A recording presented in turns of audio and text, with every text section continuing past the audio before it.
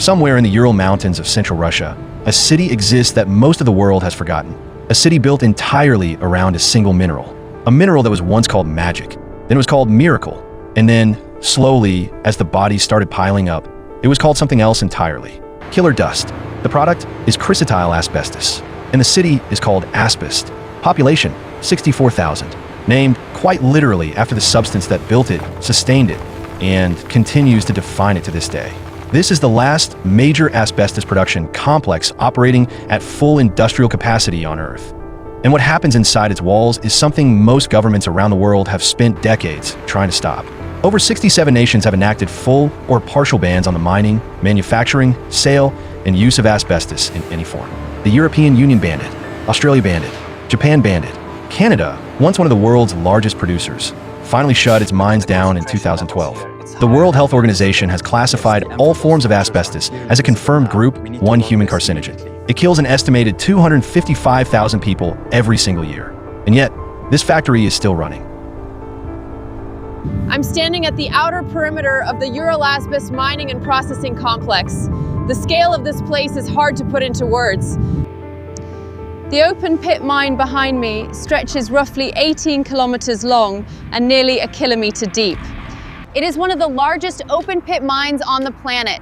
Trucks the size of houses are crawling along switchback roads carved into the rock, hauling raw ore to the surface around the clock. The dust is visible even from here. It hangs in the air like fog. To understand why this factory still exists, you have to go back. Way back, asbestos has been known to humanity for over 4,000 years.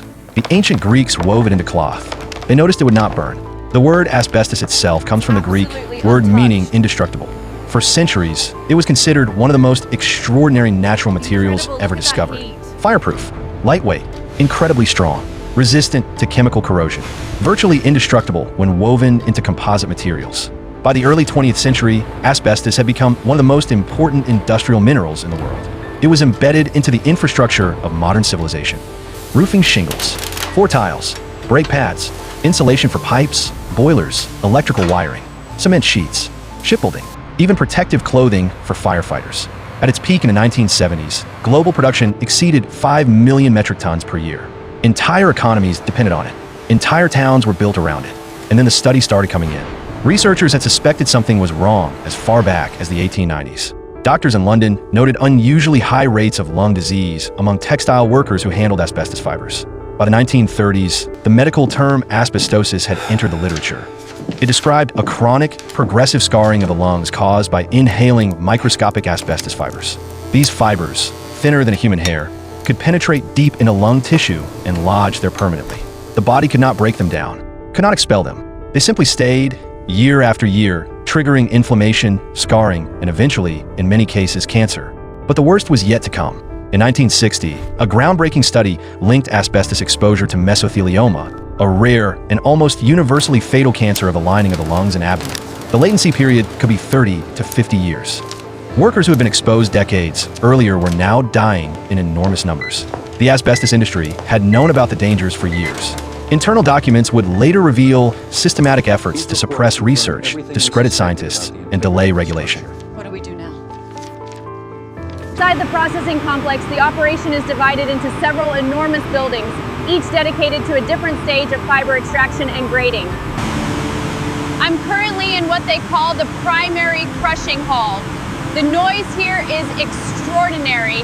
Raw ore arrives on heavy gauge conveyor belts from the mine and is fed into industrial jaw crushers the size of small buildings.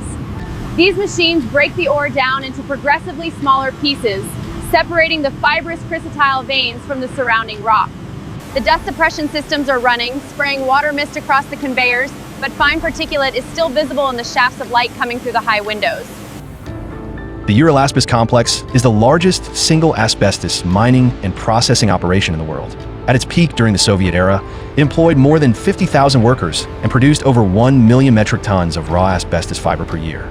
Today, production has scaled back, but remains staggering by any modern standard. The complex produces roughly 300,000 metric tons annually.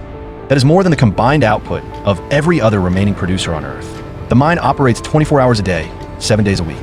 Massive rotary drill rigs bore blast holes into the exposed rock faces.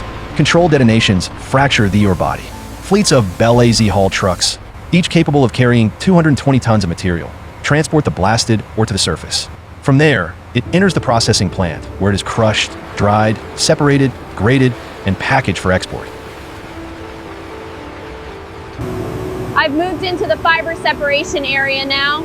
This is where the real engineering complexity becomes apparent. After the initial crushing, the material passes through a series of vibratory screens and air classifiers.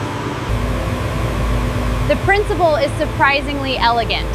Asbestos fibers are lighter than the surrounding rock, so powerful air currents lift the fibers away from the heavier waste material.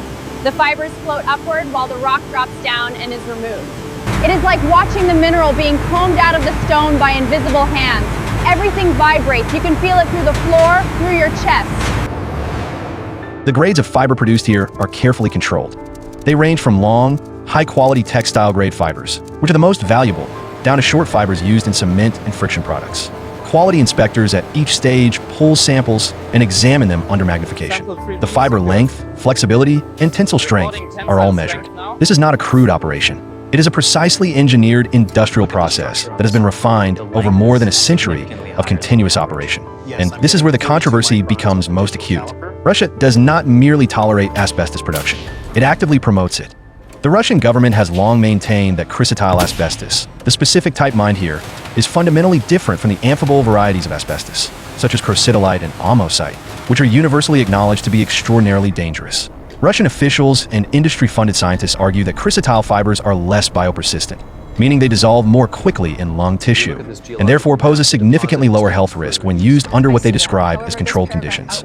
This position is rejected by the majority of the international medical community. The World Health Organization, the International Agency for Research on Cancer, and leading epidemiologists around the world maintain that no form of asbestos is safe. Chrysotile accounts for approximately 95% of all asbestos ever used commercially, and the overwhelming body of evidence links it to lung cancer, mesothelioma, and asbestosis. There is no known safe threshold of exposure. I've been given access to one of the packaging and warehousing halls. The finished asbestos fiber is compressed into dense rectangular bales, each wrapped in heavy woven polypropylene. The bales are stacked on wooden pallets, dozens high, stretching the entire length of this building, which must be at least 300 meters long. Each bale is stenciled with grade markings, batch numbers, and destination codes. Forklifts are moving constantly, feeding the bales onto flatbed rail cars that run directly through the complex. The logistics operation here is enormous. This is the heart of the matter. The product may be banned across most of the developed world, but in the developing world, demand remains enormous. Asbestos cement roofing sheets are cheap, durable, fireproof, and easy to manufacture with relatively simple equipment. For nations building housing and infrastructure at massive scale and minimal cost, asbestos remains an attractive material. India alone imports hundreds of thousands of tons per year. It is used in roofing for low-income housing, water pipes, and industrial insulation. The economics are stark. An asbestos cement roofing sheet can cost a fraction of the price of metal, clay tile, or fiber cement alternatives. For a family in rural India or sub-Saharan Africa building a home on a budget of a few $100s, that price difference is not trivial. It is the difference between having a roof and not having one. Critics call this environmental injustice on a global scale. Wealthy nations that used asbestos for decades, built their infrastructure with it, and then determined it was too dangerous, have effectively offloaded the risk onto developing nations that lack the regulatory frameworks or economic alternatives to refuse it. I'm now standing in the main control room of the processing plant.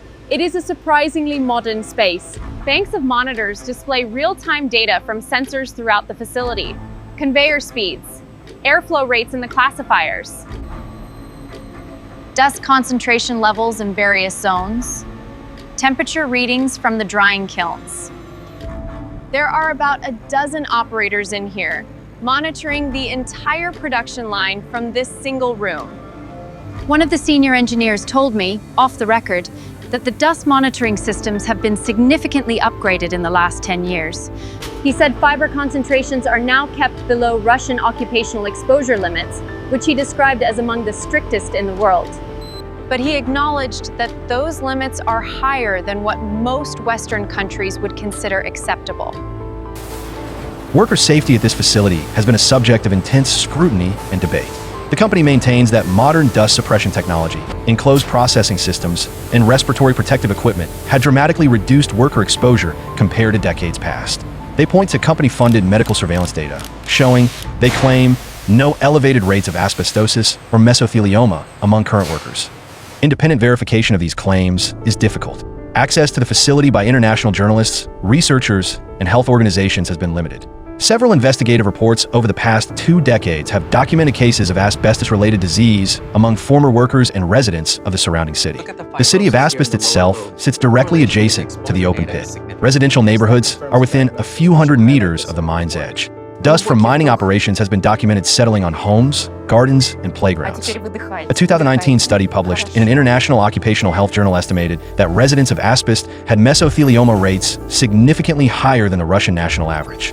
Local health officials disputed the methodology. The debate continues. We've moved outside now to the rail loading area. It is late afternoon, and the operation has not slowed at all. A train of roughly 40 rail cars is being loaded with asbestos bales. Each car carries approximately 60 tons. This single train, when fully loaded, will carry over 2,000 tons of finished asbestos fiber, transporting the material to a port facility more than 1,000 kilometers away, where it will be loaded onto container ships bound for Southeast Asia. I can see workers guiding the forklifts. Some are wearing respirators, some are not. The wind is picking up and fine dust is swirling around the loading dock.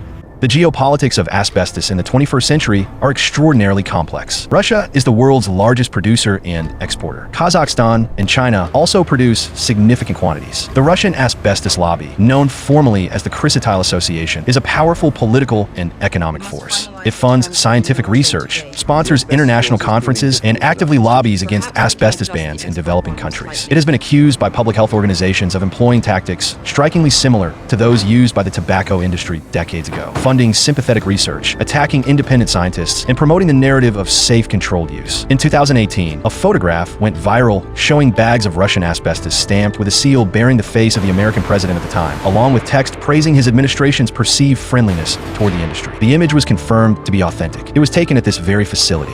The United States, for its part, has never enacted a full ban on asbestos. An Environmental Protection Agency rule to ban most asbestos products was overturned by a federal court in 1991. While usage has declined dramatically, the U.S. still imports small quantities of raw chrysotile asbestos, primarily for use in chlor-alkali chemical manufacturing.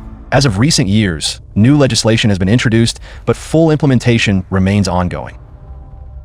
I want to describe what it feels like to stand inside this place, because I think that matters.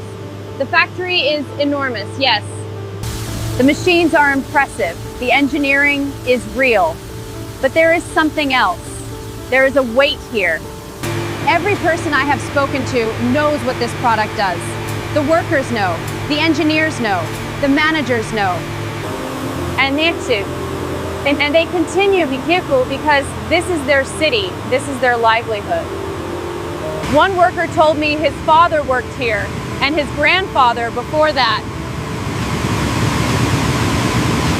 He said if the mine closes, asbest dies. He said it simply, without emotion, like he was stating a fact about the weather. And maybe he was. This is the paradox at the center of this story. A product that has killed hundreds of thousands of people worldwide continues to be manufactured because tens of thousands of people depend on it for survival. A substance that the overwhelming scientific consensus has declared a carcinogen with no safe level of exposure is still legal in the world's largest country and is actively exported to nations where regulation is weakest and poverty is deepest. The open pit mine at Asbest has been in continuous operation for over 130 years. It is deeper now than it has ever been. The ore body extends further still. At current extraction rates, geologists estimate there is enough asbestos-bearing rock to sustain production for another 150 years. The factory shows no signs of slowing down. New equipment has been installed. New markets are being developed. Every year, the World Health Organization renews its call for a global ban. Every year, the Chrysotile Association pushes back. Every year, ships loaded with compressed white fiber leave Russian ports and sail toward countries where millions of people will live and work beneath roofs made of a material that much of the world has decided is too dangerous to touch. As we leave the complex, I look back at the mine one last time.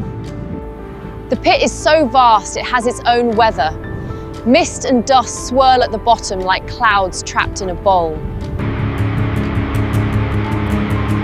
Trucks are still moving. Conveyors are still running. Somewhere inside those buildings, machines are still separating fiber from stone, bale after bale, ton after ton. The sun is setting behind the Urals, and the dust in the air turns it gold. The factory that still makes what most of the world has banned is not hidden, is not underground, it is not secret. It is simply far enough away, in a place most people will never visit, producing a product most people will never knowingly see. And it will keep running. Because somewhere on the other side of the world, someone needs a roof. And this is the cheapest one available. That is the calculation. That has always been the calculation. And until that math changes, the dust will keep rising from the Urals.